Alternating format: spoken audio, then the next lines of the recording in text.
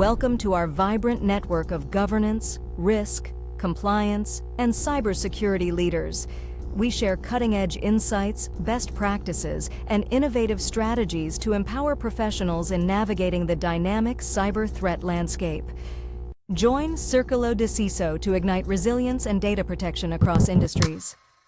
Welcome back to the followers of Circulo de CISO.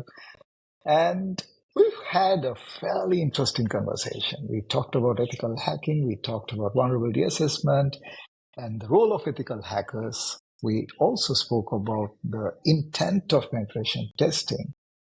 And the new buzzword in the industry is red teaming. And then you also spoke about blue teaming and purple teaming. And I promised the viewers that we would dwell a little more on the blue teaming and purple teaming.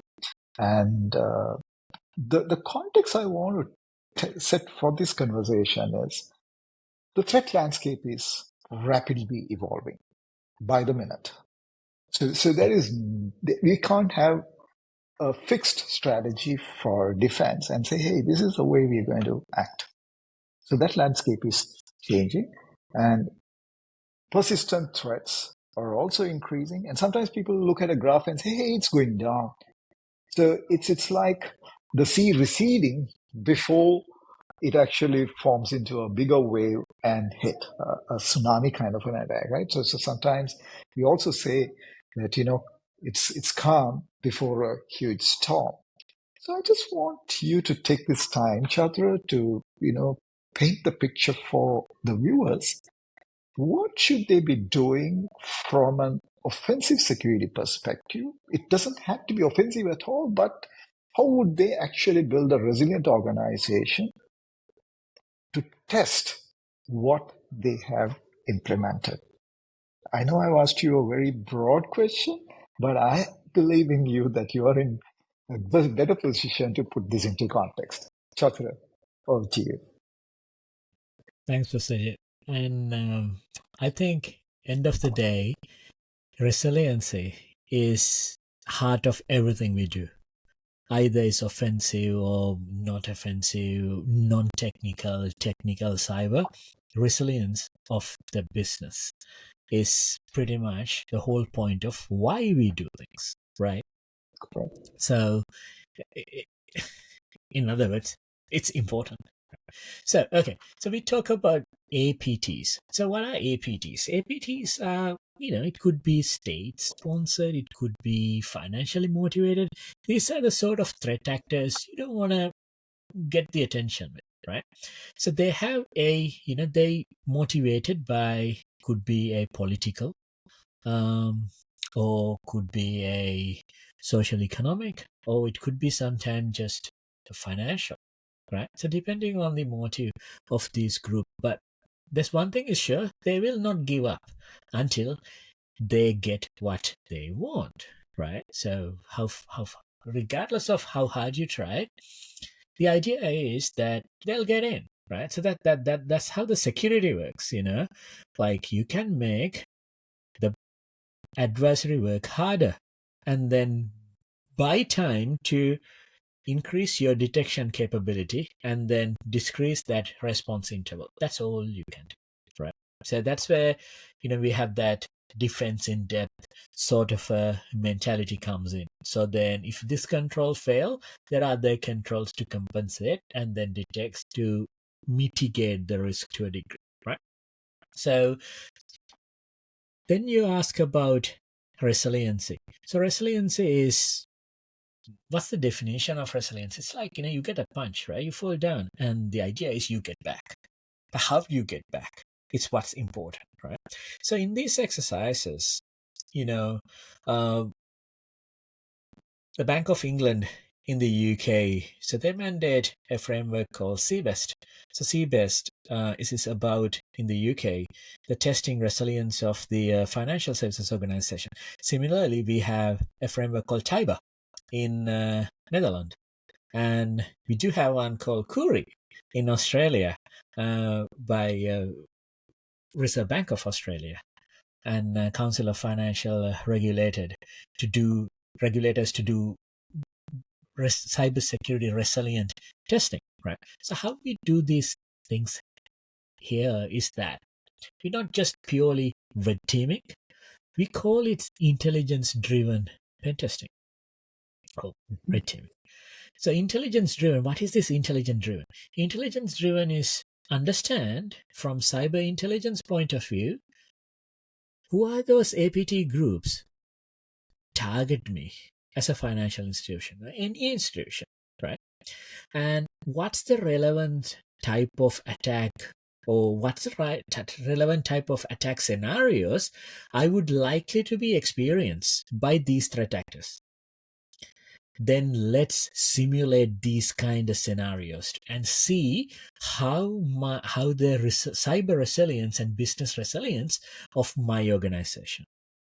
So that's the whole idea of doing this sort of testing. So you agree on a scenario and then you execute that scenario, right? It's could be people, process, technology, or it could be, following a path of least resistance around, try to exploit a vulnerability in an API, get some whatever out, and then see how they could use it to get into your organization, or exfil data, right? So sometimes we think, we come up with all these sophisticated scenarios to, hack into your perimeter, then, breach 10 different levels of organization's controls to get into a database to exfiltrate personal information.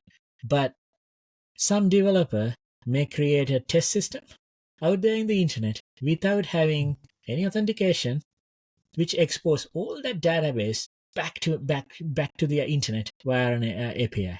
So it happened here, it happened everywhere in the world, right? So that threat is real.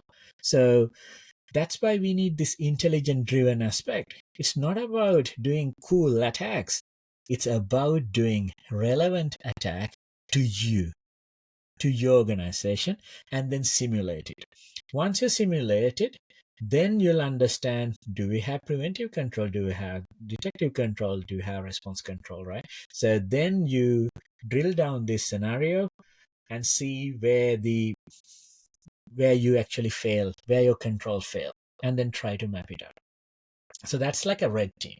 So once you complete that exercise, you give the organization a reasonable time period to fix these problems. Some problems you can't really fix overnight, but there's always, we can come up with compensation control to fix the problem at the surface while you're focusing on the root cause, right? So say you give the organization 2 to 4 weeks, right?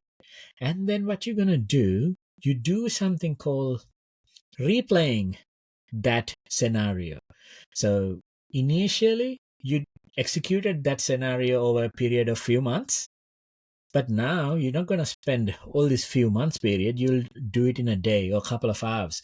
But the blue team, another name to your SOC of the organization, now they know what you're actually simulating, right? So now they know where they failed last time.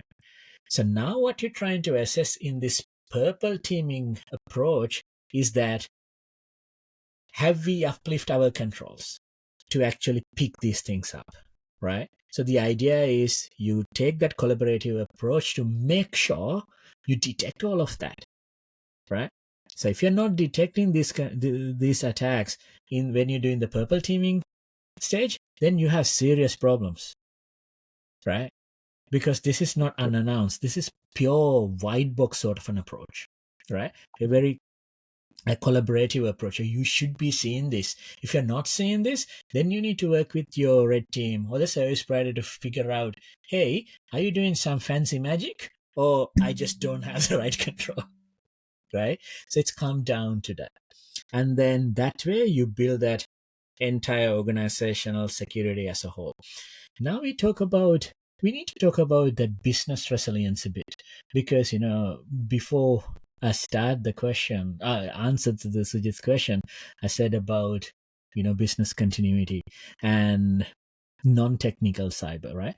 So what we can also do is, we call this process as goal teaming.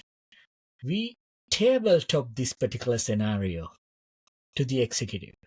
C-levels, board of the organization, to see how they react to it, right?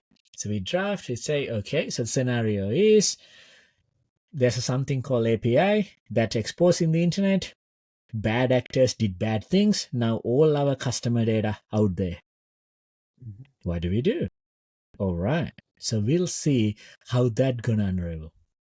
So this way, you actually fixing organization technology problem, process problem, and potentially people, as well as the cultural challenges, and provide that holistic awareness at every single level of the organization. From I like to call it as a boardroom to the basement sort of an approach, where you tackle the all of resilience of the organization in a one exercise. Ooh, that's a lot.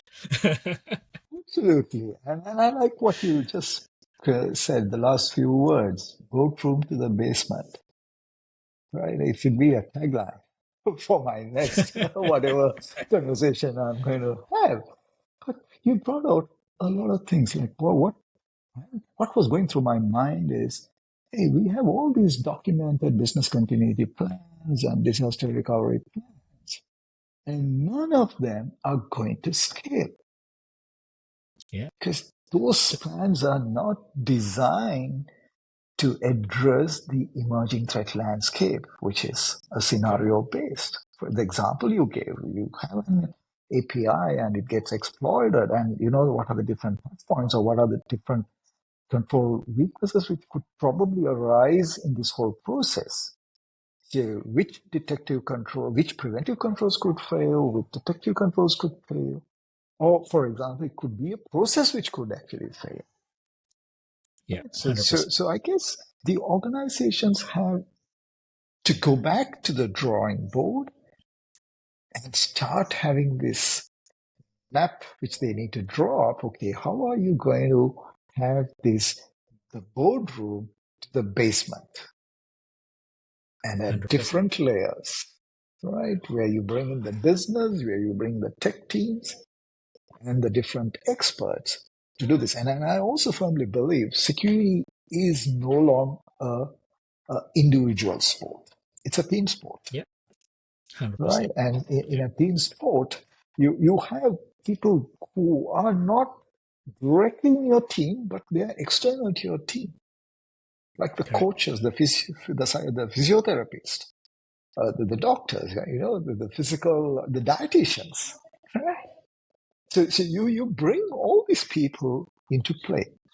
So Yep. one last question, right? You did briefly mention about the blue team and you related that to the security operations.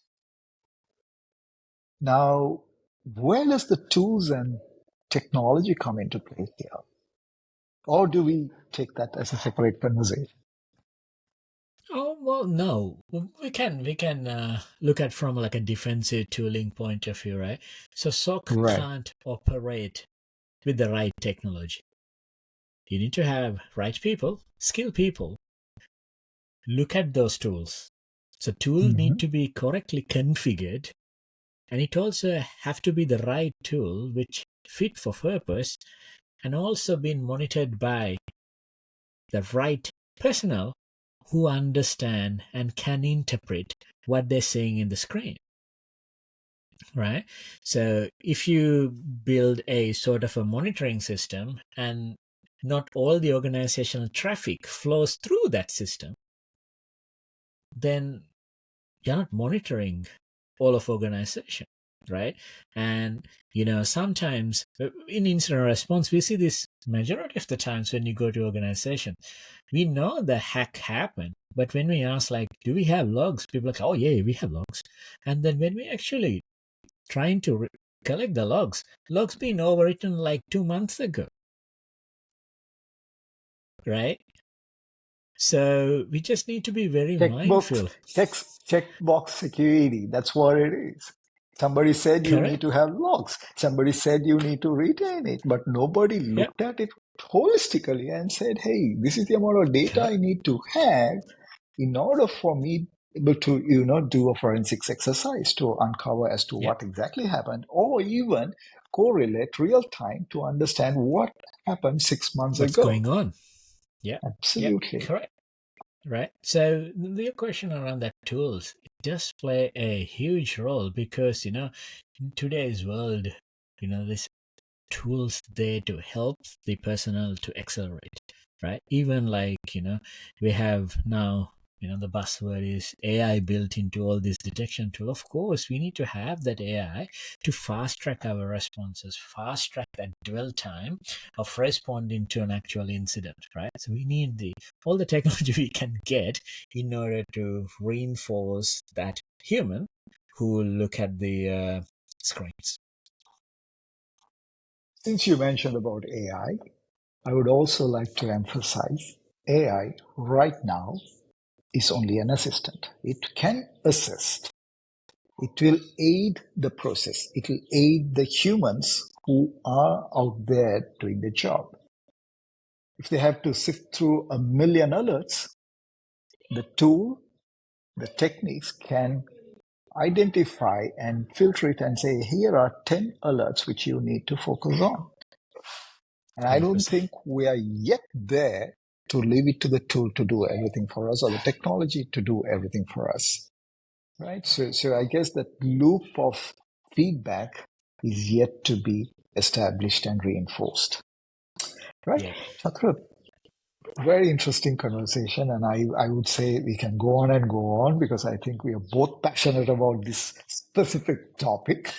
Right? So in Yeah. essence of time, I'm going to conclude here. So just to summarize for the viewers, yes, we did speak about vulnerability assessment, penetration testing, red teaming, blue teaming. We brought in the resilience aspect and we said, hey, if you've got to be a resilient organization, you cannot do static BCP DR plans. You've got to change it to scenario-based activity. And also you need to understand which of those scenarios is going to have a bigger resilience impact to your business and to your organization. Chathura, thank you so much for your time. It was wonderful talking to you. Sure. And I think I'm going to have you for another episode where we're going to talk about the future and how this is going to pan out in the coming days. So I'll see you in the next episode. With that note, thank you again.